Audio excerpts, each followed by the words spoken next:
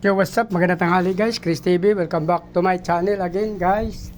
Today's video guys, flex ko lang sa inyo guys yung aking mga breeder na pinaglilipat ko guys. Meron tayo dito setup guys sa likod. Yung natin danyo guys. Galing pa lang sa breeding kagabi yan guys.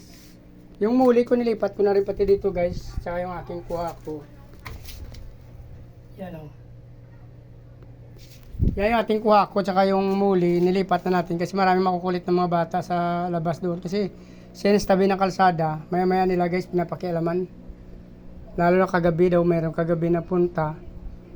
So, nakakuha sila ng isda, kuha ng mga ano ko guys, ng mga junior size na nailagay doon sa likod ng bahay ng aking kumpare, nakita ko. Naibalik ko sila, tatlo yung nakita ko doon na nakalagay sa cup. So, ibig sabihin, gabi-gabi siguro nila kinukuhanan yan. Kasi yung pangalawang box ko, nasa 174 yung nailagay ko doon na grow out.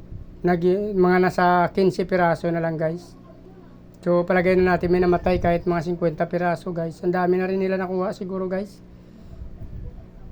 Alas 10 pala sila tumira daw kagabi dyan. Nakita nung kapitbahay ko, sinigawan. Kaya naiwan yung fish na nakuha nila, naiwan doon sa... Ewan ko lang kung marami pa sila nakuha kasi yung naiwan doon, nasa cup, 3 piraso lang. So yung kuha ko kasi guys, wala pa ako nitong, wala pa tayong, yan. Wala pa kasi tayong palahi niyan. So kinuha ko na doon, nag-decide na ako na ipasok muna dito sa bahay. Baka matangay pa nila, sayang. Saka magkakaroon din tayo ng kaaway pagka pinatulan natin mga bata.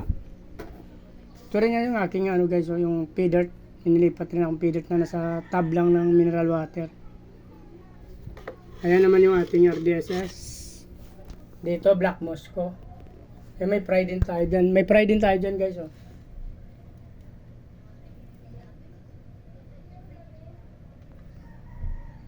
Saka breeder din yan sa dulo doon na hybrid. Ating danyo na breed kagabi. Dito natin nilagay. Bali 3, tsaka 4, bali 7 sila dyan guys. Kung ano naman mangyari kasi doon sa taas, kasi dati kasi doon namatayan na ako doon ng 10 pirasong breeder na lalaki. So natagalan tayo mag-breed ulit. So ito na ngayon mga adult na. Pero meron pa doon na iwan na 8, 10 ata, 8. Ay 10. 8 ba? Na neon green, kasi importante sa akin ang neon green guys. Ito yung demanding sa mga kasi maganda sila, long pin. Maganda kasi mukha nila guys. Neon green sila tapos may long pin sila. So kahit sa pit shop itong hinahanap nila. Kaso mababa yung kuha nila kaya naglaylo muna tayo. Hindi na tayo nagbibigay sa pit shop guys. Since marunong naman tayo magbenta.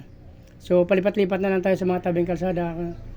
Kung saan tayo makabenta doon tayo guys. Mahirap naman mag-arkila tayo. Hindi naman sure ball na makabenta tayo. So mahirap na magkaroon ng pwesto na may upa na bayad. So maganda na yung lipat-lipat lang. Nagdadala lang tayo ng mga 10 balot, 15 hanggang sa 20 balot lang naman ang dinadala natin. So kahit kalahati doon mabili, okay na. At least wala tayong binabayaran. Kasi pa nag-upa pa tayo, hindi naman tayo sure ball na mabilan tayo lagi. Hindi naman, mahina naman talaga tong yung fish kasi halos nga yung pit shop dyan sa labas, mahina na siya. Kunti na lang yung fish na inalagaan niya. Marami na siya doon sa mga kalapati na lang siya lumipat. Kalapati, daga, saka mga pato, bibi. Yun ang marami siya ngayon doon, mga aso. Kasi mabagal talaga ang pira dito sa fish guys. Kasi hindi naman lahat mahilig sa mga fish lover, hindi naman lahat mahilig. So mangilan-ilan lang din na matsambahan natin. So sa akin, hindi naman talaga to na para kumita, hindi para sana tumalibang ako guys. Since wala na akong work, nagparkila ako dati ng bike. So kaso mukhang risky masyado yung bike.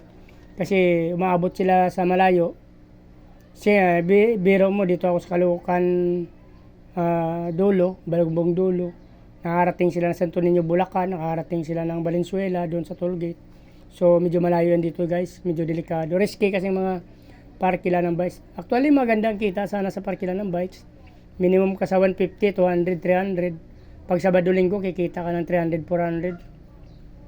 Noong December nga, maabot ng 500 per day. Kaso, napaka-risky niya, delikado.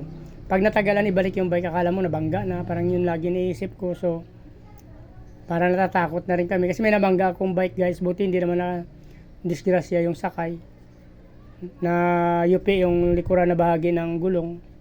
So medyo natakot na yung partner ko doon. So ako nag-decide na rin ako na itigil habang wala pa tayong demanda sa mga magulang. Kasi delikado yun guys eh. Nagpapaupa kapag dinamay ka ng magulang, medyo nakakatakot din. Baka may mangyari sa bata, di ba? Since ikaw naman nagparkila, actually sila, nag-arkila sila, hindi mo naman sila inutusan. Pero siyempre mahirap pa rin, baka may mangyari sa kanila. Accountability mo pa rin since nag-arkila sila sa ng bike. So minabuti ko na lang na maglipat sa fish guys. At least dito hindi ako kinakabahan. Kumita man ako ng 100, 200, okay lang.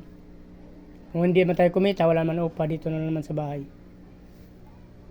Yung kuwaki natin, ganda ng kuwako natin guys. So dito na lang guys, panasundan nyo yung video ko na to at natapos nyo. Please like, follow, subscribe na lang guys sa aking YouTube channels. Sama nyo notification bell guys para updated kayo sa mga video na ina-upload ko araw-araw. Mayroon din akong Facebook page guys, paki-follow nyo na lang, Chris Molino. YouTube channel, Chris TV. Hanapin nyo na lang ako dun guys. Maraming salamat. Mabuhay kayo hanggang gusto nyo. Bye bye.